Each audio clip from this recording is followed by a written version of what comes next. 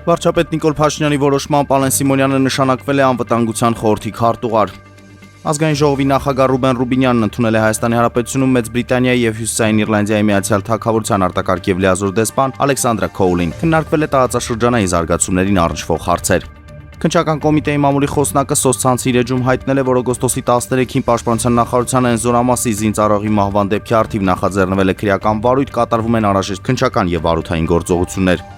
Ադրբեջանական ապագործակալության տվյալներով Բալաջարի կայարանից դեպի Բյոյուկ Քեսիկ է ուղարկվել ցորենով բեռնված 20 վագոն 1400 տոննա ընդհանուր քաշով։ Այսպիսով իրականացվել է Ադրբեջանի տարածքով հերթական տարանցիկ մատակարարում Հայաստան։ Վրաստանի ներքին գործերի նախարարությունը հայտնում է, որ վրաց-ռուսական սահմանին գտնվող Դարիալի մաքսակետում գործարկվել է տարերային աղետների վախ նախազգուշացման ավտոմատ համակարգն անվտանգության արձանագրության համաձայն անմիջապես տանհանվել են մաքսակետի ամբողջ անձնակազմը, սահմանապահներ, մաքսավորներ եւ աշխատակիցներ։ 2026 թվականի օգոստոսի 12-ից 17-ը Ռուսաստանի մայրաքաղաք Մոսկվայում անցկացվելիք ԱՊՀ երկրների պատանեկան թիմերի միջև շախմատի աշխարհի 6-րդ չեմպիոն Միխայիլ Բոտվինիկի գավաթը։ Այս մասին տեղեկացնում են Հայաստանի շախմատի ֆեդերացիայից մրցաշարին կմասնակցեն Հայաստանի, Ռուսաստանի, Բելարուսի, Ղազախստանի, Қырғызստանի, Ադրբեջանի, Տաջիկստանի, Թուրքմենստանի եւ Ուզբեկստանի թիմերը։